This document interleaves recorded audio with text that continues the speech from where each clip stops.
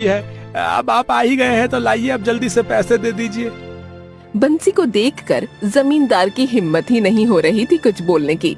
अरे क्या हुआ जमींदार जी, आप कुछ बोल क्यों नहीं रहे हैं? बंसी, दरअसल मैं तुमसे माफी मांगने आया हूँ। अरे जमींदार जी रहने दीजिए, क्यों मजाक कर रहे हैं? नहीं बंसी, मैं मजाक नहीं कर रहा। दरअसल किसी ने तुम्हारा बैल चुरा लिया है। क्या? ये क्या बोल रहे हो? हाँ बंसी, मैं सच बोल रहा हूँ। मुझे माफ कर दो बंसी, मुझसे अनजाने में बहुत बड़ी गलती हो गई। अरे ये कोई ऐसी वैसी गलती थोड़ी है जमींदार जी, हैं जो ऐसी माफ कर दूं। या तो मेरा बैल वापस कर या फिर मेरे बैल के पैसे दे।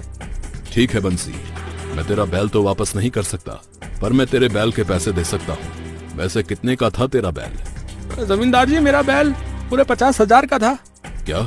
ये क्या बोल रहे हो तुम? दिखने में तो तुम्हारा बैल 10-15 हजार का लगता है। ठीक है जमींदार जी, तो मेरा बैल ही वापस कर दो। ठीक है, तुम शाम को घर आकर ले लेना अपने पैसे। इतना बोलकर जमींदार वहाँ से चला जाता है। क्या बात है बंसी, घर बैठे बैठे ही पूरे 50,000 का फायदा हो गया।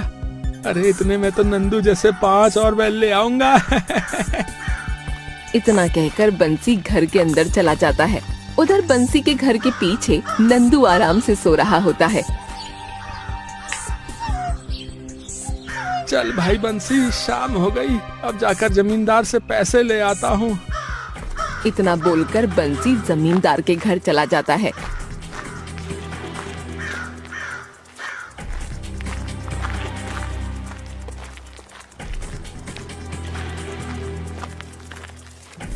जमींदार जी घर पर हैं क्या? आओ बंसी आओ, मुझे तुम्हारा इंतजार था। ये लो अपने 50,000 रुपए। ठीक है जमींदार जी, अब मैं चलता हूँ।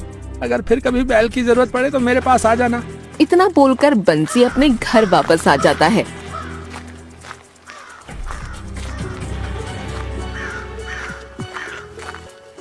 बंसी जैसे ही घर आता है तो देखता है कि उसके घर के दरवाजे पर नंदू खड़ा होता है। अरे नंदू, अरे तू कहाँ चला गया था बेटा? मैंने तुझे कहाँ नहीं ढूंढा। अरे आज तो डबल खुशी का दिन है, 50,000 रुपए भी मिल गए और तू भी वापस आ गया।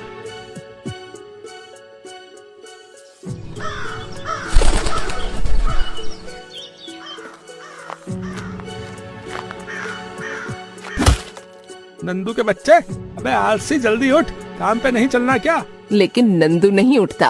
अरे आज क्या हो गया ससुरे को? रोज तो एक ही लात में उठ जाता है। लगता है ये लातों का भूत बन गया है, बातों से नहीं मानेगा। इतना बोलकर बंसी एक डंडा उठाता है